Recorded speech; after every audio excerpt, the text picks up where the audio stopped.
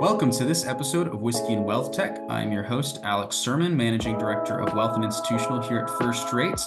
Today, I am joined by Susan Agbenoto. Susan, thank you for joining us today. Yeah, thanks again for having me, Alex. My name is Susan Agbenoto, and I'm the Director of Investment Performance for Opus Investment Management. And I've been doing this for about 24 years now. And that does make me 21 years old, just in case you were wondering. I started off with performance, and since then, I've done performance, also performance attribution and analysis. I've looked at risk statistics, looking more from a peer industry view. So looking at things like standard deviation, alpha across the board. And then, of course, GIPS compliance. When I started, we were just, dabbling in GIPS at that point, and it was the AIMER PPS at that time. So I took, basically a company that was just starting and made it a GIPS compliant firm. And since then, we've been verified annually and passed that verification. And it was no small feat, but I believe that being GIPS compliant is very important today if you're reporting any kind of performance. Absolutely. Couldn't agree more.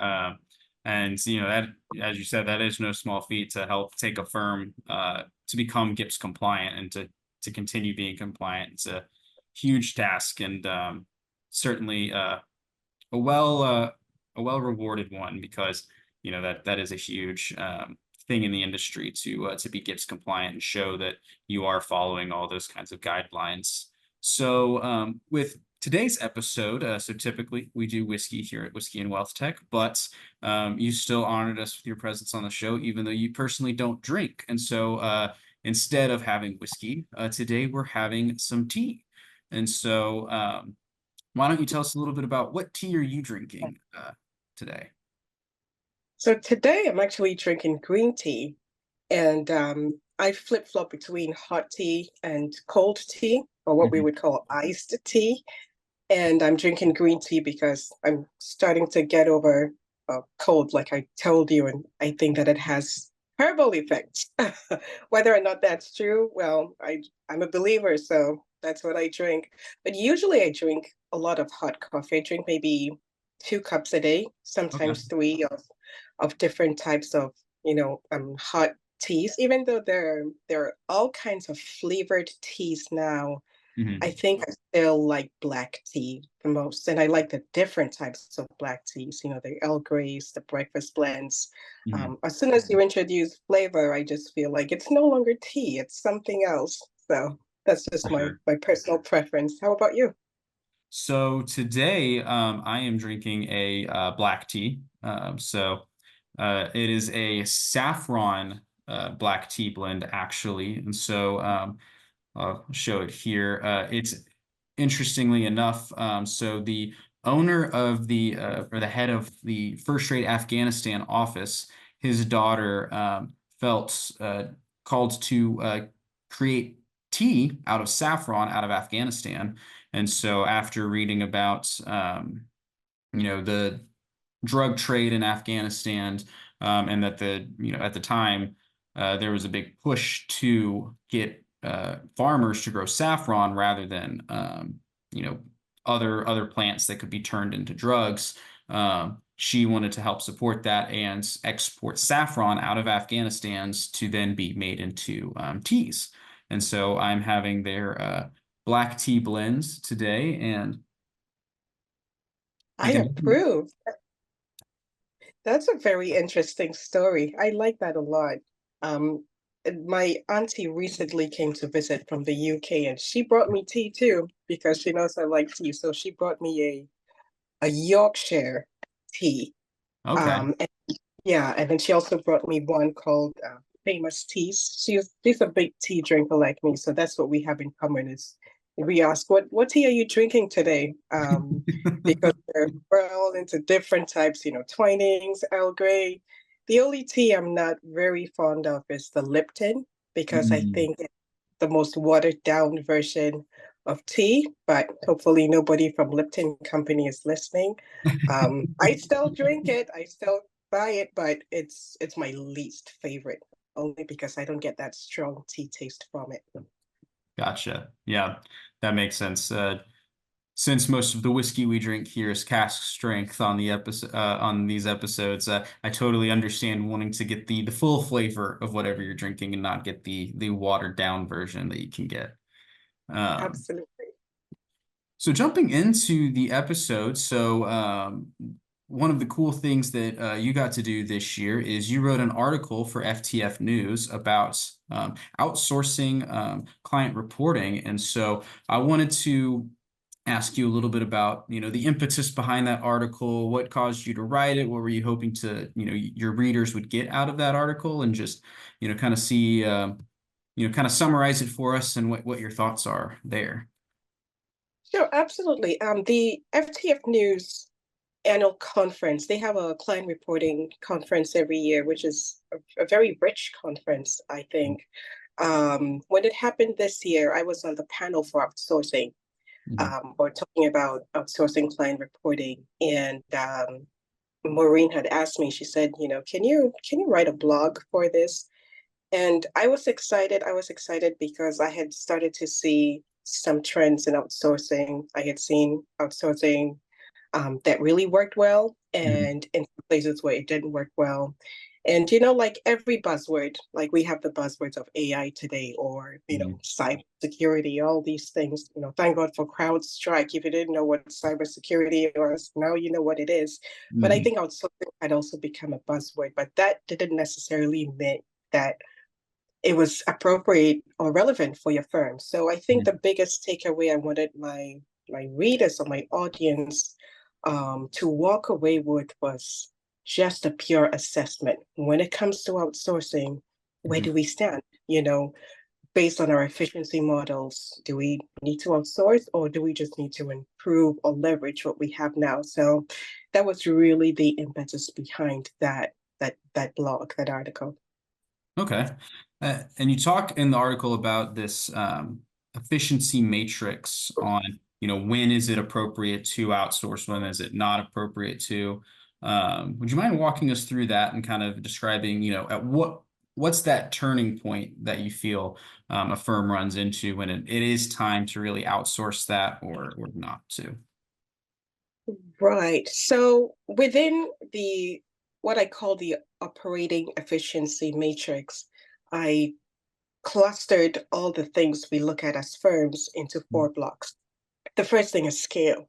What kind of scale are you doing with? There's a time when, as a firm, we're okay with the scale we have, and that's, number of clients, volume of accounts, that sort of thing. When the scale starts to grow and then your technology or your personnel doesn't grow with it, that's one point at which you need to sit down and assess, do we outsource or do we do something different within the firm? The second thing outside of scale is maximizing your expertise. So with client reporting, I'm even going to veer off a little bit and say even something like performance. It can get to a point where you have so many different asset classes that require different types of performance, and the expertise you have in-house may not be able to generate performance in all the different asset classes. Again, at that point, you start to think, do I want to outsource, generally performance in some parts of operations and even reporting, or do we hire more people who have that expertise in-house? Then the third block is um, business efficiencies. I didn't want to use the word money, but that's basically what it is. What's the budget? Yeah, of the firm. And I think that probably is the bigger driver nowadays Mhm. is how can you, within the budget that you have, still keep the talent you have and report quality work and just have, quality reports that you give to your clients. And there is a point at which you realize that if you want to maintain a certain quality in your reporting, and that reporting, I must say, is also a certain pivot in having excellent relationship with your clients, because you talk to your clients face to face, we develop the social aspect, but underlying all that is your reporting. What are you telling them?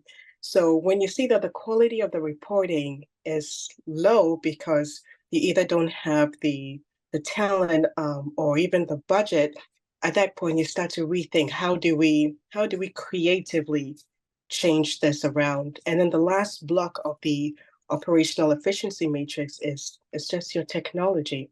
Mhm. Where are you in technology? I remember I was talking to a lady last week, and she was just genuinely asking me about attribution systems because we happen to be talking about attribution. And I remember telling her, I said, I remember that before we used the current attribution system we had, what we used was dinosauric. That was the word I used.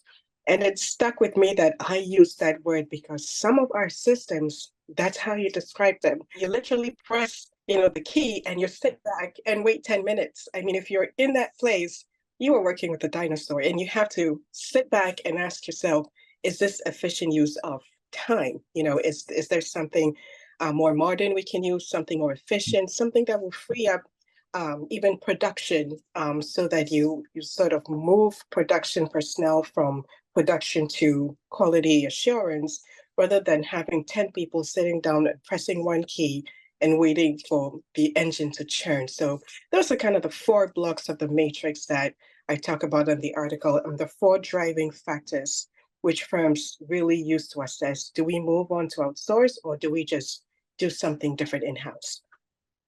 And that makes perfect sense. And being on the vendor side of things, those are really the kinds of things that our clients or prospective clients really look at before deciding, you know, moving with us or another competitor in the industry, something like that. And you know, being able to outsource can sometimes be a bad word. It's another one of those buzzwords that sometimes people don't like as much, depending on the context, but really we call it just really extending their team to include people from outside of the firm. And so for us, we really consider ourselves an extension of our clients' performance teams or reporting teams.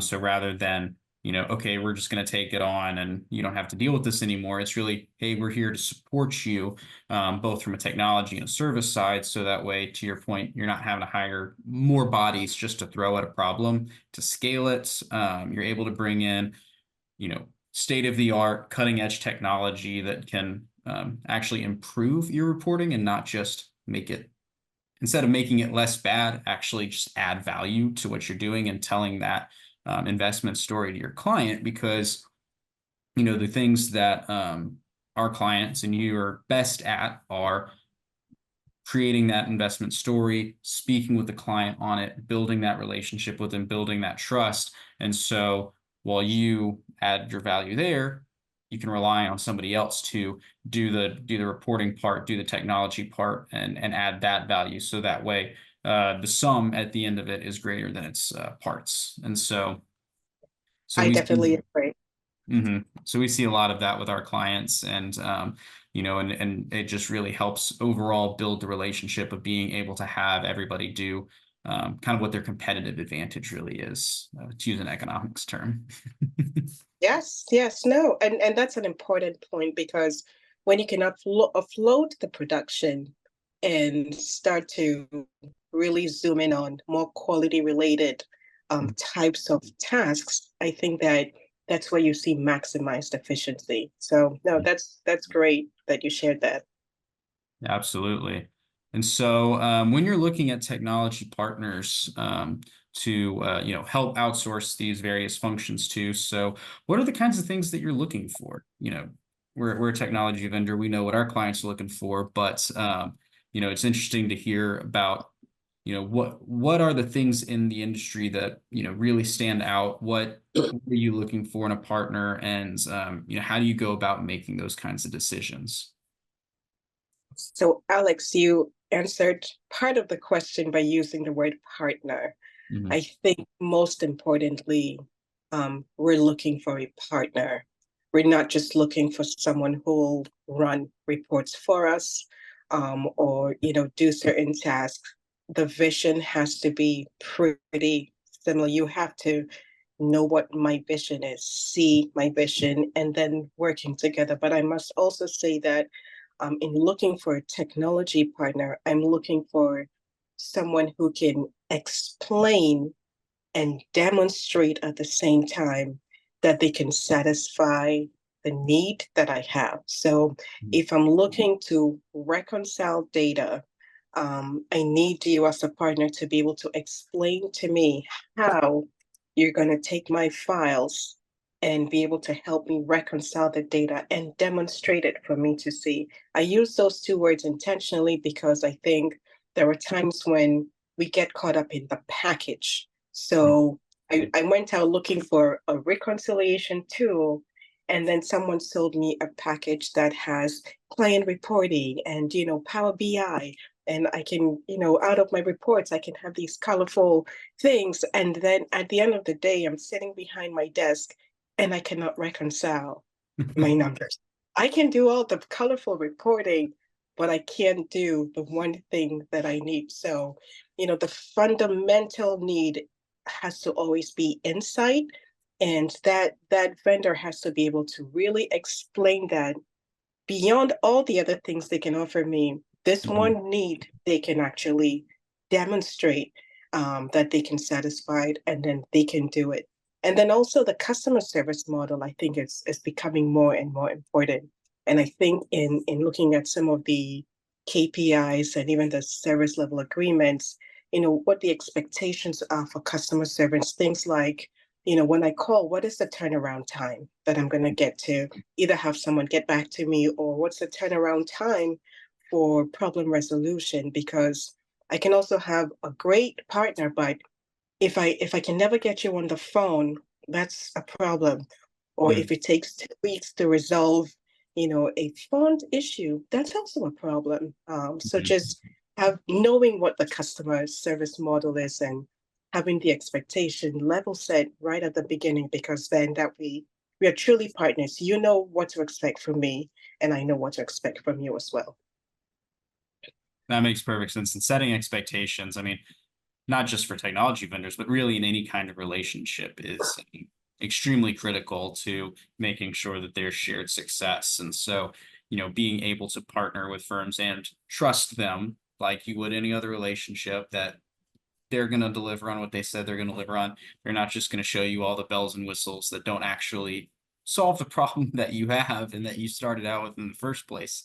Um, yeah, we've seen, seen things like that before, and you really want to make sure you're vetting where, who you're signing up with, because you want to make sure that your needs are truly being met. And to your point, that the customer service, that's something that I feel is extremely critical in any kind of vendor relationship, because if you're not able to contact people, if things aren't getting resolved in a timely manner, it's all well and good if the technology is great, but if when it breaks you can't get it fixed, then it it's not all that helpful.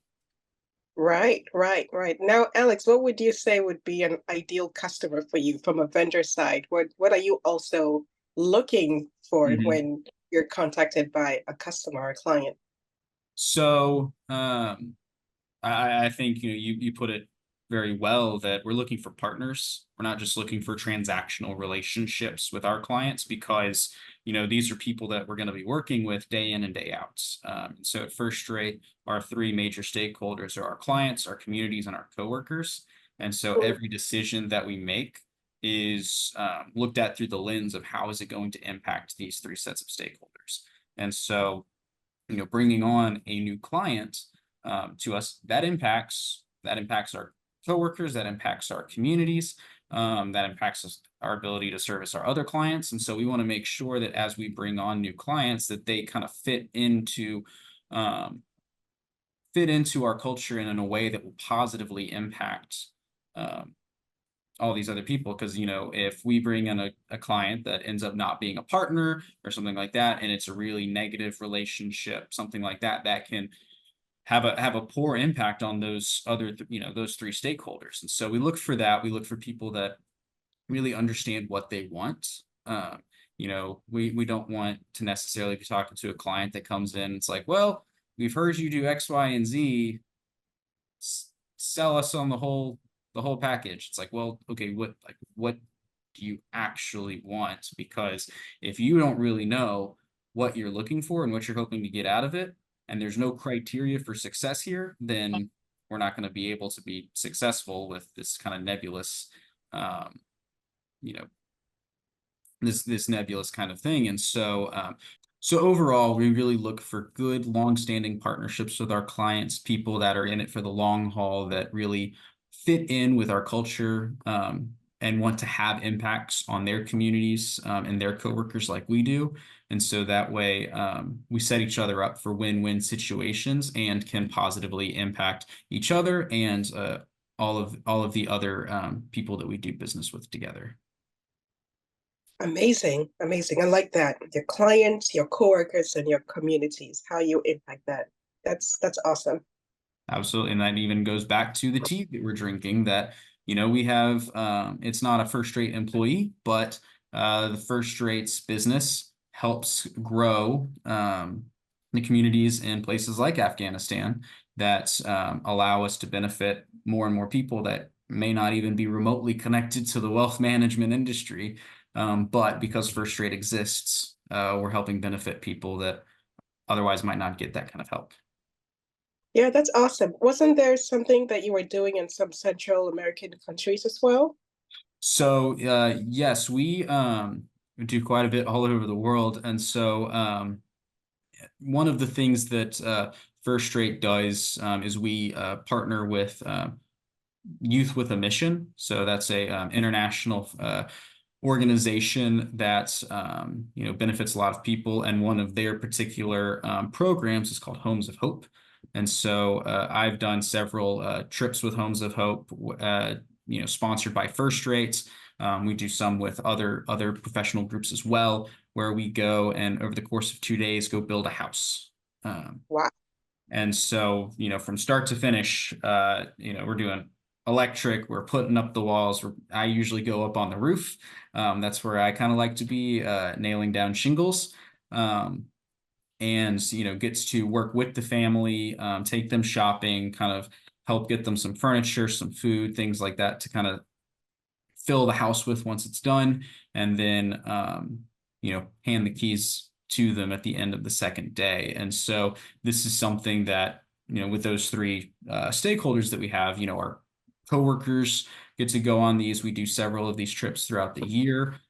We've had clients go on these with us before, and so we've had a number of clients and partners join us.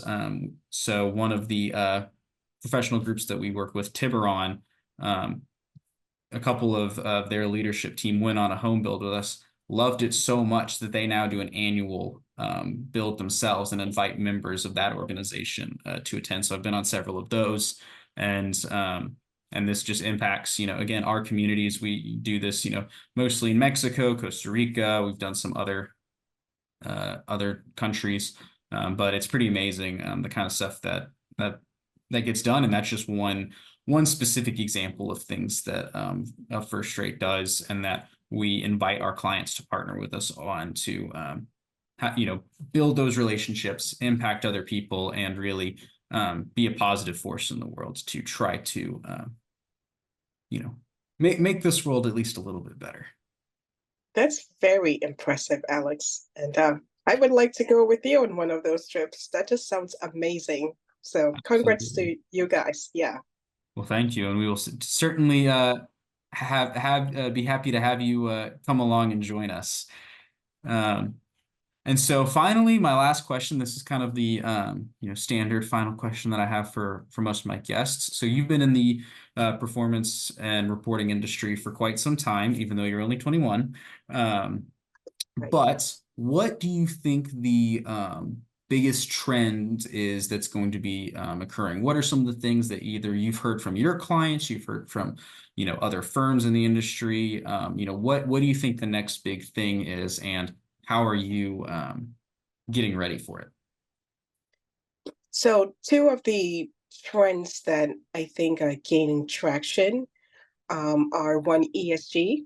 Hmm. There's still a lot of talk and a lot of expectation around building some sort of reporting around ESG, whether it's just simple carbon footprinting or climate exposure. I mean, no matter how basic, or if you want to go ahead and report across all the pillars, or, people are slowly building more and more expectation around firms having some sort of ESG reporting that they can say, okay, when it comes to ESG, this is what we have. That's one trend that I think is growing, and I think with different insurance shops also looking more deeply into it, it's making it become almost like a necessary evil. The second, well, not evil, but the second trend I also see is just AI in everything, and it could be as simple as, like I mentioned, reconciling data, Mhm. or it can be as advanced as writing commentary, especially when, the commentary is generic for the most part. Is how do I get AI to write this commentary for these 100 accounts, so that a portfolio manager is not writing or customizing 100 different words each time. So those are the two trends that I think are just really growing in just exposure awareness, and not just among the firms, but also among clients. And Mhm. they're forming some sort of expectation around those. And I am definitely curious to hear from your side, what do you also see as trends as a vendor? For sure. So ESG is something that I would say internationally. So with a lot of our, UK, European clients is very relevant. And talking with them, that's been a big trend. Less so on the US side. I would say that most of our US clients are aware that this is something that eventually they're going to need to address. But I don't think many of them are quite ready to really get their hands dirty with it.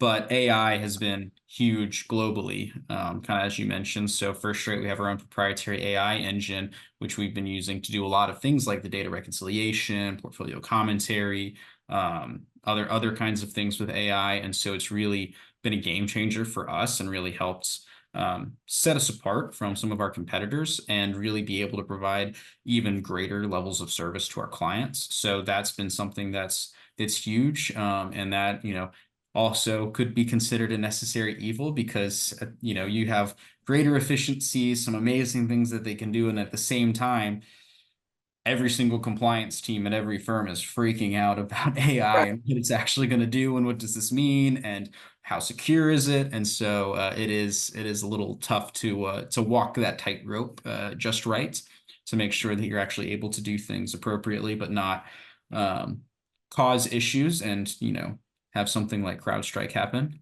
Yeah. And then just the increase in asset allocation towards private equities or other alternative assets has been huge. So over the last few years, I know it's been a massive shift of assets towards alternative investments. And so that's something that a lot of our clients are really now seeing a lot of investment in from their clients. And so okay, how do we report on this? How do we calculate performance? Are we doing it correctly? How Right. do we do that compared to your standard equities or fixed income assets? And, what do we do here and how do we appropriately tell that investment story to our clients?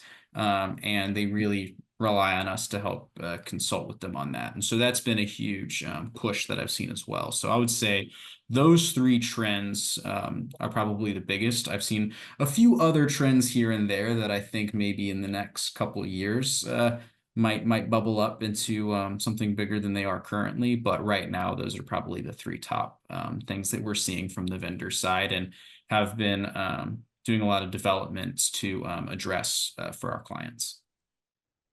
I agree with you. And that would have been number three on my list, was also the private equity, how to do the client reporting, and even what benchmarks do we use in terms of private equity. So that could be a whole episode on its own in discussing private equity. But no, I totally agree with you.